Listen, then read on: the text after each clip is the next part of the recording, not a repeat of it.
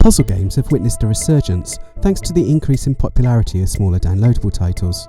They're great for new developers as you don't need a massive team or to create a huge range of assets for the game. We've seen numerous match 3-star puzzles, we've seen first-person puzzlers like Numa Breath of Life, and several platforming puzzlers like Unravel and Max the Curse of Brotherhood. 100 Ways is a physics puzzler that plays like kind of a cross between Marble Madness and Choo Choo Rocket. Your aim is to get a metal ball through a maze-type playing field and to the goal, which looks like a golf hole. The ball will keep moving in the direction it's going until it meets an obstacle, or you use an item from your inventory to affect its path. This is what supplies the puzzle element. Like any decent puzzler, the game starts off showing you the basics. You'll gradually be introduced to the different items from your inventory. There are objects that will speed your ball up, ones that jump your ball over objects, and others that will teleport your ball. To make every level a challenge, each one has a different number of items in your inventory. This is one of the first areas where the game falls down though. The issue is that you can often simplify the level far more than the developer ever intended. The best example of this is level 100, which as you can imagine is supposed to be extremely challenging. Judging from the items in your inventory, you're supposed to take the ball all the way around the map, yet I managed to avoid nearly all of this by using the teleport and a few of the change direction items. There are some maps where you have to collect an object that looks like a small spinning yellow ring donut before making your way to the goal. This adds some extra difficulty and complexity, however it's not always clear when you're playing a level that requires this. What's more, the object is so small it blends in with the rest of the map and requires thorough searching to find it.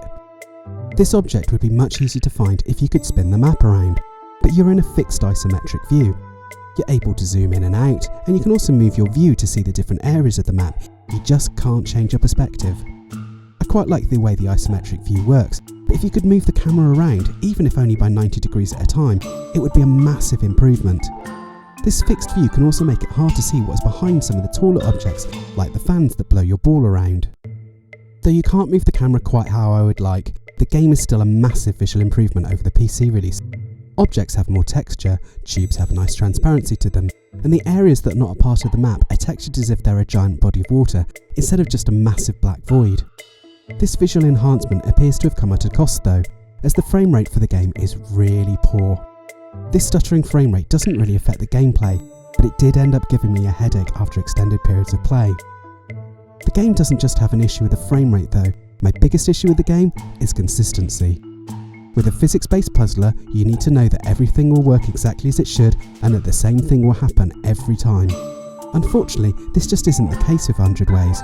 You can leave your inventory items in exactly the same place and your ball will do different things. These differences are exacerbated when there are a lot of objects on screen and if the ball is moving fast.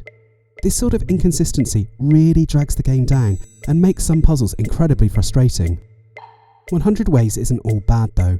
There are some really great puzzles here that will force you to think in different ways to solve them. The sound is perfectly fine and the extra graphical sheen given to this console version is appreciated. It's just a shame that there are such glaring issues as the frame rate, forced perspective and physics inconsistencies. This game could have been a great alternative release from the AAA blockbusters heading our way over the next few weeks. Instead, it's just a casual puzzle game that appears to have only been given a casual development from its creators.